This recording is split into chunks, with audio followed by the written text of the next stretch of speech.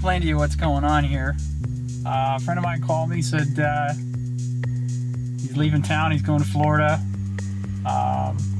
He needed to sell some stuff, so I came over here and it was dark, and I bought a car, basically just looking at it with a mag light. It's a weird one. It's hard to explain, so we're just gonna have to go look at it.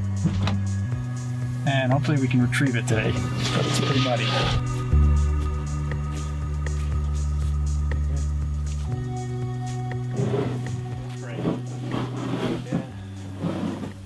Pipe dream. Does this one open? It should. Is it hinged? No.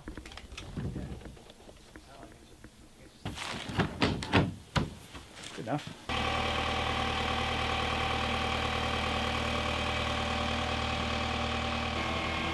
Change your mind about selling it? No, I know it's going to a good home, so.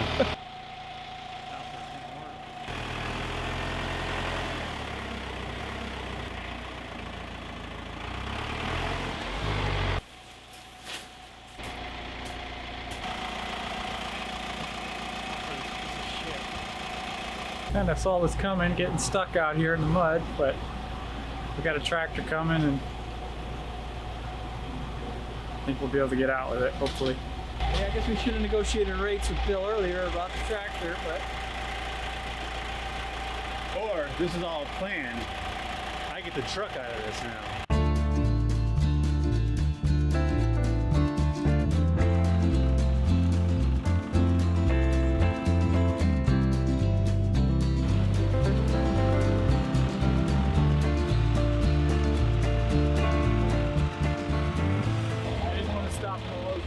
Oh yeah, no problem. You're in bad shape without here. I charge $1,000 a mile. It's a quarter mile, I'm thinking. That's an eighth, isn't it? All right, quarter mile, $250. Such a deal.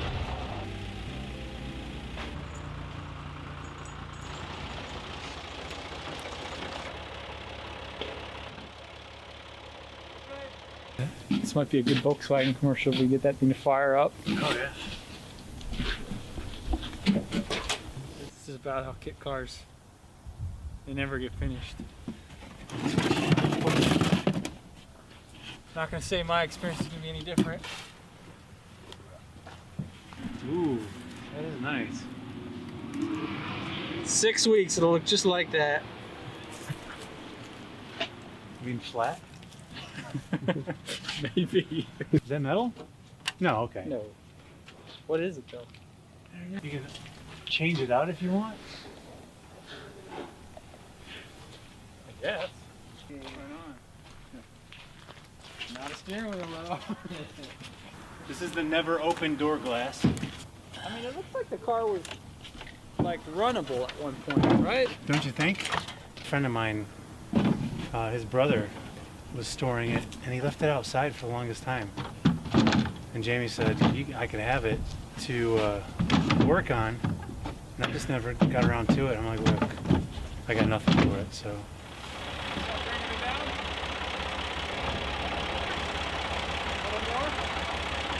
So we're getting a Soviet-era helicopter turbine engine. I'm gonna put in that, maybe.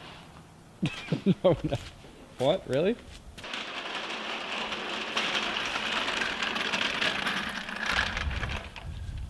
What the heck? It's from the Cold War. This came from a Russian helicopter in the Kandahar district, actually, in Afghanistan. Something the Taliban had shot down? No, point, or it was a Russian base, and that's where they kept their aircraft. And when they started getting their ass kicked, they just left everything behind. Of course, they're Russian sizes. I have no idea. Good luck with that.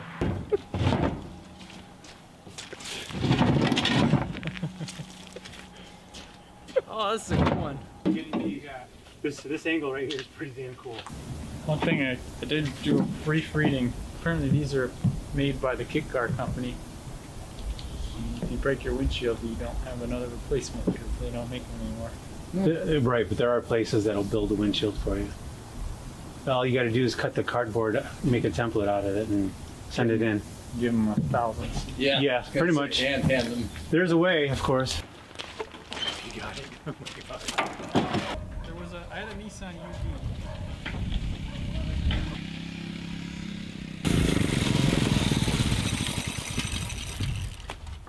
What the heck? Oh man, that thing's tricked. Wow. C-type thing, or was it Yeah, an American-made, inexpensive three-wheel. Oh yeah, turning was impossible. Remember you riding it, coming up toward the garage, and he is so far off to get it to spin around to the side. That's my fuel money right there. Bill? No, That's the beer. no, I was just f***ing around with the tractor. We're all set, really. Well, you got my number if you ever need to tow. Yeah, hey, heck Free yeah. of charge. Yeah, it's the tow truck driver's honor code. That's pull, right. Pull one out, you get your own self-pulled one. There you go. Yeah, wait till I have the tractor buried in the back 40. You better call up a few drones. Fine. We're gonna record it, of course. Yeah. So this is an awkward moment, yeah? Let me know when you're back in town. Yeah. I'm gonna be here. I still do the unit every once a month. So. Okay. Bill? Yeah. Keep in touch. Yes, yeah, definitely. I You need guys, some you guys will follow the Bill. fancy welding done. Uh-huh.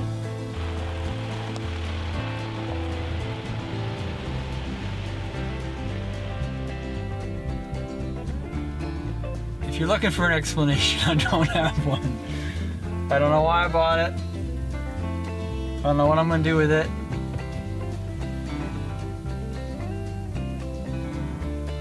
I don't even know if I'm gonna bring it home. So we need your help, YouTube, because we need some ideas and need some financial assistance. Very good. No, sort of escalated. We ended up with a heck of a lot of stuff, and it's all good stuff. So, not complaining. The neighbors might though when they see us. Okay, so it's been a couple weeks since I brought home this Bradley GT2 kit car. It's like a 1987. Somebody had really high hopes for it. It never got finished. So you buy the kit from this company, and then you buy a junk Volkswagen, and you take the body off the Volkswagen, you put the fiberglass body on the Volkswagen, and then you're done, supposedly. But there's other stuff that they don't tell you when you buy those kit cars, is that you have to fit the doors and the windows and pretty much everything that an auto manufacturer does. But that's just not reasonable, and most people never finish them. So I got this car, and I intend on finishing it and getting it functioning, but Volkswagens are pretty boring, and there's no point in putting all this effort into a car when in the end of the day, it's still just a Volkswagen. So we toyed around with some ideas. We had some great suggestions through social media. But what I ended up deciding on, both through necessity and, availability, is put a Toyota 4x4 chassis underneath of it. So now it's a Bradley GT2 4x4.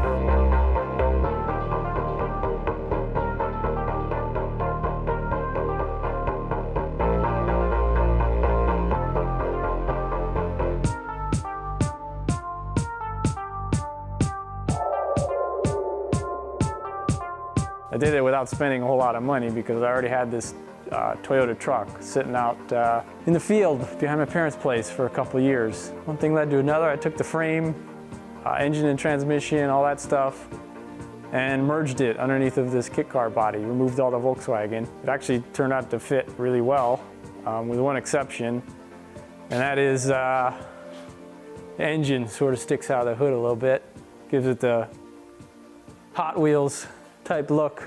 What I ended up doing is I took 27 inches out of the frame of the Toyota, left the engine and transmission both in the same place where they were on the truck, cut a hole in the hood, and put the body down on the frame. Well, I got the doors working too. It's a little bit Still need to put the glass in. There is still the problem with very little seating depth, so your head is pretty much into the roof. So I'm gonna have to maybe put some dents here in the floor, which I end up building, but I don't know. I'm gonna break it in half.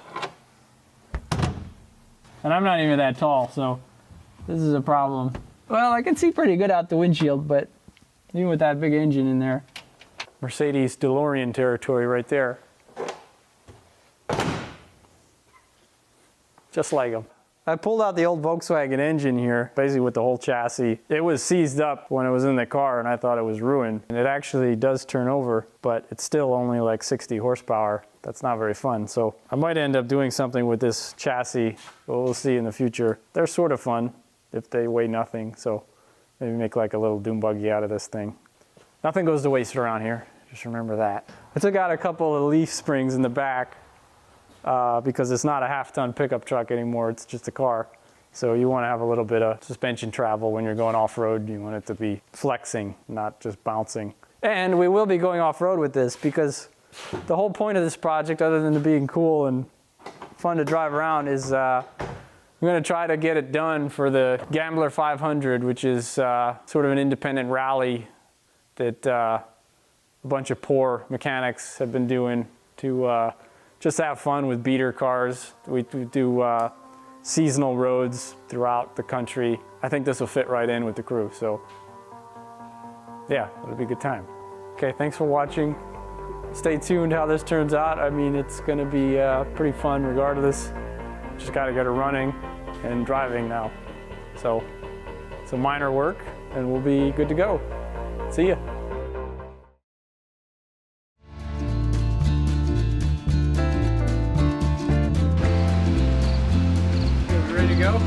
So I got this car on the road and running yesterday. Got about 50 miles on it. And now we're gonna go leave for the Gambler 500 in the Adirondacks. We'll give you a tour of the car later because we're kind of late. Anyways, let's go. Is that it? Oh no, get in there.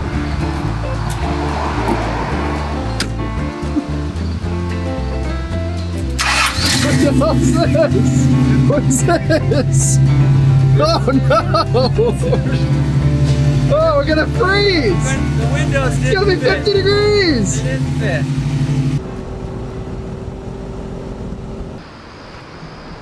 What happened?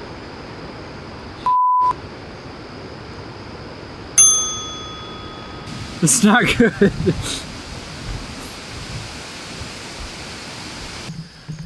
So we didn't make it far. The ignition coil spark plug wire fell off. Starting off in true Gambler fashion here. Nobody's gonna steal my truck while we're gone.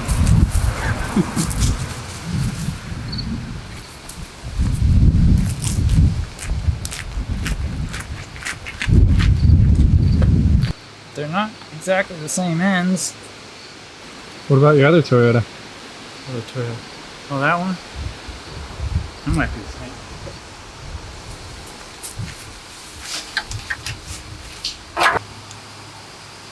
Not really, but we'll take it in case we got more problems.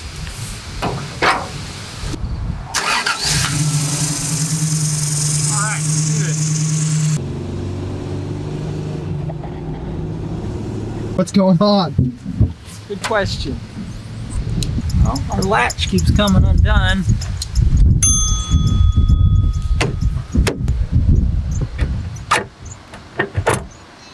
Not entirely sure why. That seems tight, right? We're going gambling. We're going. We're going. Haven't been pulled over yet. 2 cops.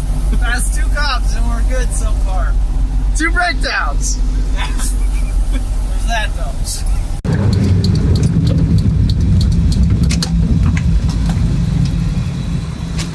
So quiet.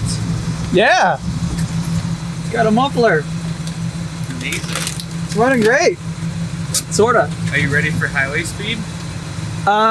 This thing's got a super low gear ratio. Lower than my other truck. So it's like 3,000 RPMs at 70. Yeah, I won't be doing 70 anyways with this. Okay, I can keep up then. Yeah, it's a little dodgy. I'm gonna put my headlights up. How are you staying cool? It's been pretty good.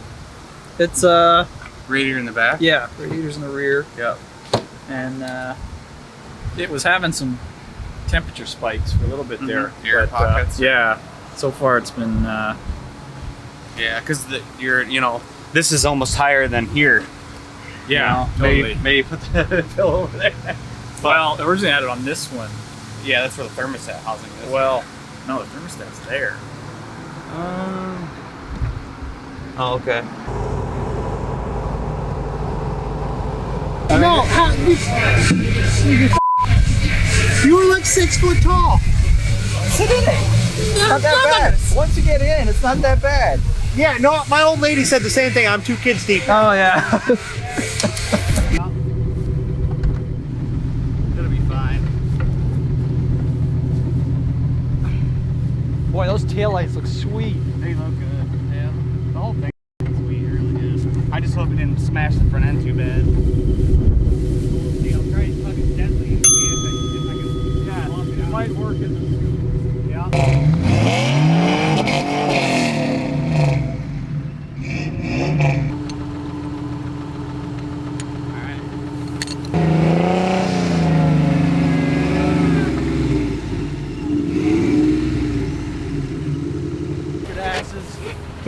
Drive on the road. That's why they made the roads.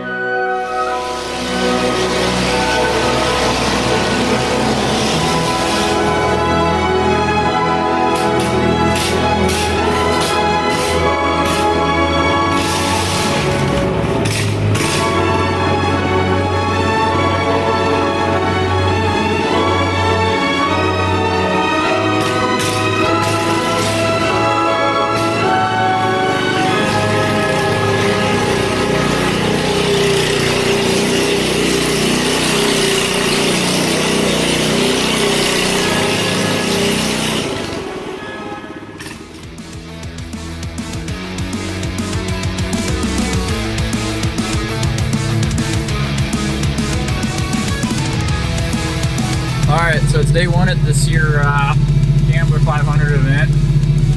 We got stuck last night, just screwing around. It's probably not going to be the last time, but we can hope it is. His Jeep broke down, so we fixed that. Now we're rallying and we're going to go through the course. So, come along.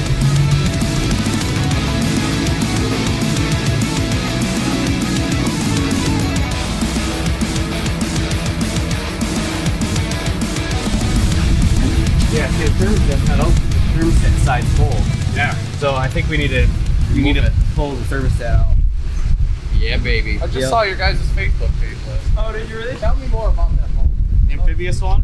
So has this become your company basically? Kind of. You do this whole time? Yeah, well, do it. Just a fab shop, mechanic shop, basically. Is Yeah. what's the primary, and this is the fun stuff. This is the best. If you got the tools, you got to use them.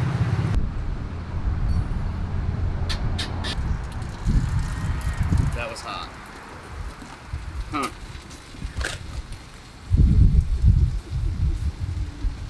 Steamy. Well, that was a lot of air. A lot of air. That was a lot of air. If it keeps getting air in it though, We've got an issue. yeah, I believe so. Well, our car broke, so now we're riding with Joe. That's Thanks, Joe. that's how Hey, it you're goes. welcome. Glad to have you guys along. It's all part of the gamble. Mm-hmm. Yeah, we would have let you ride in our car if you had broken down. There was room. Yeah, that would be a punishment, I think, to try and fit into that your car. Just take the rear glass Maybe off. if you take the glass off and bolted the seat down.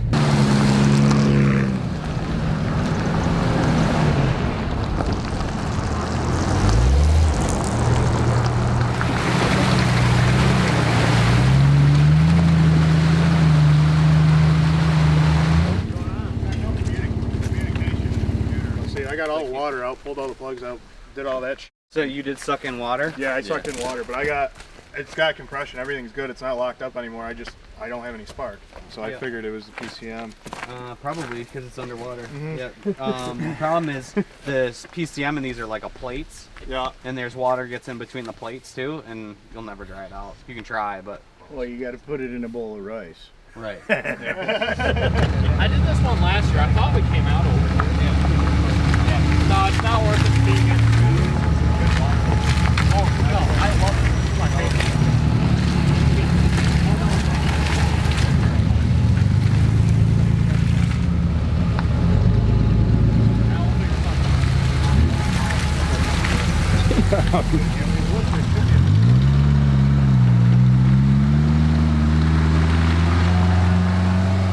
Did you get any water in there? Yeah, there's holes in it, so of course. His phone went down the transmission tunnel and he fished it out. He had it on the headphone jack, luckily. See ya. Good luck, guys. See you, boys.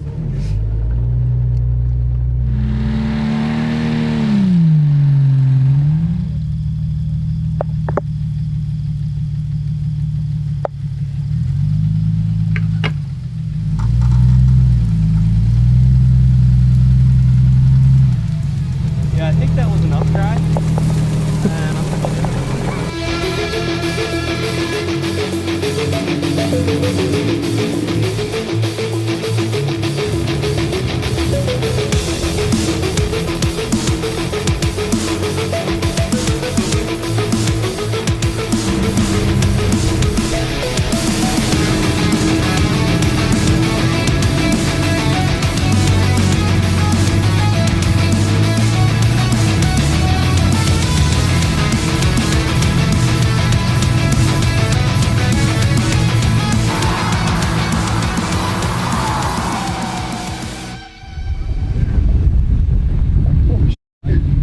It's in the tire.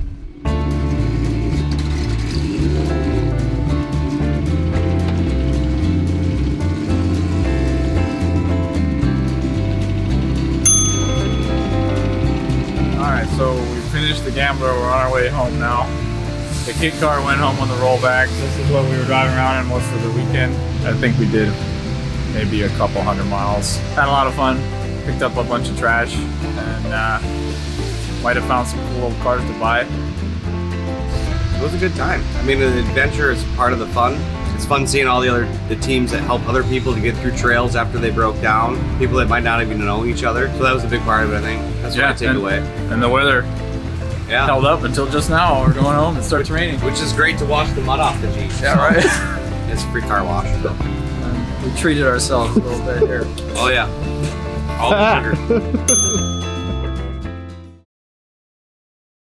All right, so we haven't done a real in-depth video of this car before. We did some driving videos and I think some build videos, but didn't really explain what it is and what I've done to it. So I'm gonna try to do that in this video. What it is this is a Bradley GT kit car. It's approximately 1987 was the manufacture date on that. And it was designed to come in a kit, and you take an old Volkswagen chassis, Volkswagen Beetle chassis, and you put this cool body on that, and it's supposed to be a cost-effective way to get a supercar. But the Volkswagen stuff, I don't know, it's underwhelming for the appearance of the car, in my opinion, and if you look like you're fast, you should be fast. So I changed it up because I wasn't going to restore a Volkswagen. Instead, I used a 1989 Toyota Hilux chassis. This is a V6, 5-speed, high-low, 4x4. And I basically just shortened the chassis of the truck about 30 inches to match the wheelbase of this body. Modified the frame slightly, but for the most part, it's stock Toyota. It's got long tube headers with pretty much a straight exhaust and a limited slip. But other than that, it's pretty much stock. Originally, the car was rear engine Volkswagen design. Instead, it is front engine, so we had to make some accommodations for the engine here. A little bit of work with the Sawzall, and there you have it. Inside we had to change a little bit. Outside we had to change a little bit too, but mostly we tried to keep the wheelbase the same. You know, basically just some custom work. Have some tube bumpers on the front and the rear, just to make it a little cooler. 32-inch BF Goodrich KM2s. These are sort of a mud tire. They make a little bit of noise on the street, but they just look awesome and they're really, really good in the mud. Pretty interesting entry point here. You got your gull wing doors. This is pretty much stock Bradley GT stuff. They're not particularly well engineered. There's a little bit of flex in it. It doesn't really project quality when you close it, but hey, it's not a Rolls Royce. Inside is pretty straightforward. You got Toyota column, Momo steering wheel. I had to custom make this floor. And there's a really unique driving position to this car. Because it's such a narrow body, or short, your headroom is terrible. So to make it work, I wanted to run actual automotive seats to try to increase the comfort of the car. So I took some Mazda Miata seats. They're pretty narrow and kind of a sport seat. So I notched it down into the floor and sort of tucked it in the frame. That way you sit as low as possible. Basically underneath the seat is the bottom of the car. It's a little bit tough getting in and out of this thing, but for me it's good. The window is super narrow, so when you're off-roading or going up a hill, you see more engine than the trail, but you got to make sacrifices with a car like this. Headroom, you know, that's where you're at. I'm not sure how tall I am, but You're not sure how tall you are? no, I'm not sure how tall I am, but if you're taller than me, you might have problems fitting in this car. One roll bar here. Just figured got to be somewhat concerned about safety, so I added a roll bar. That also ties in with these 4-point harnesses, which fit, you know, as they do. As far as interior parts, you got the factory Toyota wiring harness from the truck is all in it and preserved for the most part. I simplified it substantially, so you have your headlights, and because you have your stock column, you have stock key, steering wheel lock, all that stuff is still maintained. The gauge cluster is Toyota, obviously. The dash is Bradley GT, and it's sort of, I meshed it together as best I could, and it seems to fit good. You know, all the gauges are functional. Speedometer is even pretty close to being right. I guess we can cover the cooling system. There is a heater core here. It doesn't work that great, but you don't really need it that much. The radiator hoses, it's rubber. It runs all the way. It tucks into the body, runs through the rocker panel, and then pops back out in the rear to go to the radiator. The back glass will open up like so. You got quite a bit of space back here to put your gear. The back of this, we got the radiator. We got some custom, I cut these holes and put some panels on there. This is I think it's out of a Volvo radiator, just mounted on the bottom there with a electric fan, and it's all thermostat controlled, so this will come on and off as it needs to. The car has been running consistent temperatures, no problem. I haven't had any issues with it. I did prior to me replacing the head gasket. I had to do that pretty much as soon as I built the car. I realized it was bad and went through it and replaced it. The fuel tank is mounted back here. That is a custom-made tank out of 1/8-inch steel. It's a very, very rigidly built tank. It runs a factory Toyota fuel pump, which is brand new, and a Toyota fuel gauge, which is also new. Slightly modified, both of those. As far as the condition of the body on this, it was pretty decent when I got it. There was a couple blemishes here and there, and I don't know if it's gonna come out in the camera, but you can see where I touched up the paint. I found some color match paint, and I got it pretty close, but it's still, you can tell up close, you can tell it's not right. There's door gap is terrible, but Anybody who's dealt with a fiberglass car knows that the fit and finish is not very good. I did trim these wheel wells out quite a bit from where they were factory. As far as clearance wise, they're just enough and no more, you know, so it's as discreet as possible, and it looks, the appearance is almost factory, but we're far from that here. These flip up headlights, the original mechanism for it that came with the kit was crap and unusable. I used a 12 volt articulating servo cylinder, whatever you call it. And this is not just looks, this car does really, really good off-road. We've had it on quite a bit of trails. I think I put around 2,000 something miles on this car just from driving it around here and there. It's pretty well shook down. I really tried to build the car as serviceable as possible because, you know, when you're dealing with a custom, I've dealt with a lot. I run a shop and do custom cars, and I end up fixing other people's custom work a lot. If you have to think it through and really consider that this thing is going to be a long-term vehicle for somebody, so you have to make sure everything is serviceable properly, and well, at least try to. You know, some people never think that far ahead. Yeah, so we're going to go for a little drive, I guess, and give you a feel for what it is to drive this thing around.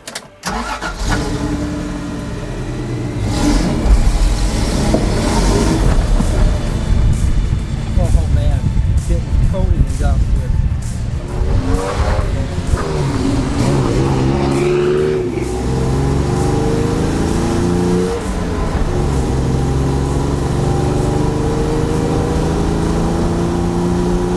Not as fast as it looks, but still pretty good. So we're doing 70 mile an hour at 3,000 RPMs. Pretty good cruising speed. Slight vibration and road noise, but it's to be expected. You know, perfectly stable car.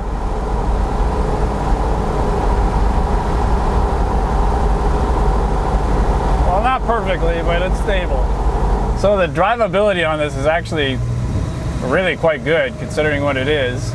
I've daily driven this car on and off for the last 6 months since I built it. I really like it. I'm getting used to it. Definitely gets a lot of attention at gas stations and such. Being that it's Toyota components, it's you know, very workable on the street. You certainly get the road noise with the tires, and the suspension is a little bit stiff and flexible, I guess. You know, you get the creaks and the groans about the body work, which is typical for the fiberglass. Check engine light is on for some minor thing. I'm not too concerned about it. As far as interior comforts, you don't have much. You have a heater and a cigarette lighter. If you can stand the seating position in it, and the visibility, those are two compromises, but you got to make sacrifices to drive something cool.